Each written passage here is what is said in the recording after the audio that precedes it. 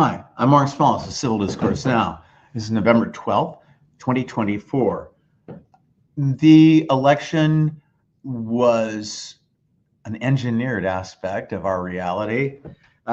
There's evidence of it being hacked by the Russians again. I argued that 2017 and briefs before the United States Supreme Court. I'm not going to talk about that. I'm not going to talk about any kind of attack by Russia on our election system, which they did.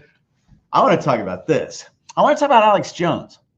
And I want to talk about what do we do about this election. I'm not worried about having been a cheat and putting Trump into office, extra legally. That's not my concern because nobody really cares. If anything can be done, there's only one person that can do that, and that's Joe Biden or whoever is president of the United States, to set aside those election results because Trump has said he's going to put in a dictatorship. Now, here's the important part. Don't sit there and say, well, you can't prove he's going to do that. And then he does. And you go, well, it only lives on that. Yeah, I'm glad you do. Here's my point.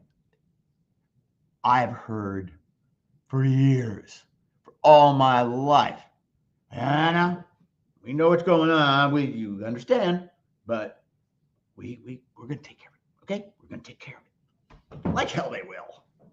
Democratic Party's not going to do a damn thing.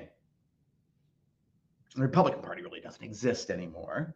It does in name only. It's not the party of Lincoln. It's the party of Norman Lincoln Rockwell. But again, that aside, if they're not going to set aside the results because Trump is saying he's going to invoke a dictatorship, Project 25, that's John Schmitz, if you're listening on this part. John, you wouldn't talk about 2025. I don't want to hear it. They're putting that in. It's the plan that they had.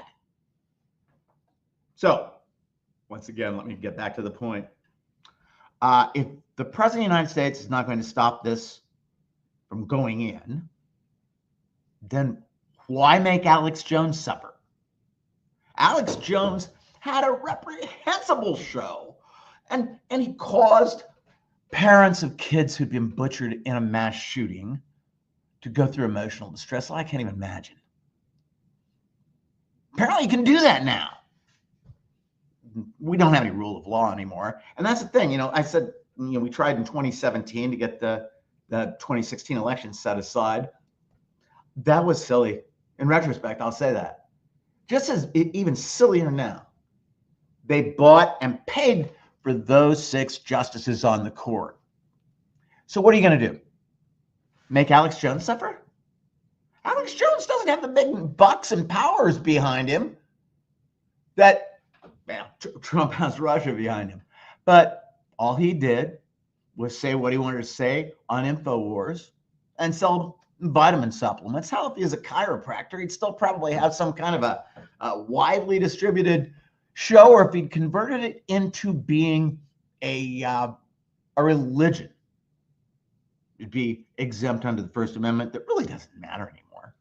Because see, if they try to put in a dictatorship, that wasn't a plebiscite. We didn't have a vote as a country. Should we have a dictator? However, you're going to change the Constitution.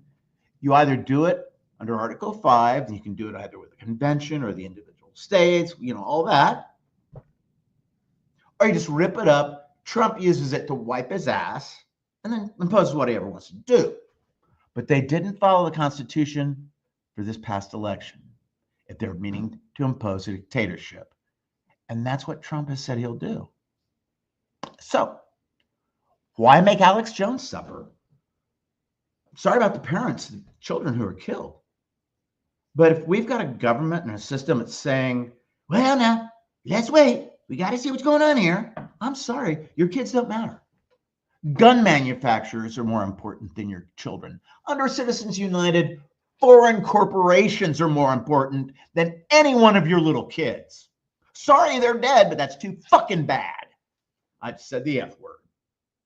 So unless President of the United States is going to suspend the law to set aside those results, we're never going to see another election again.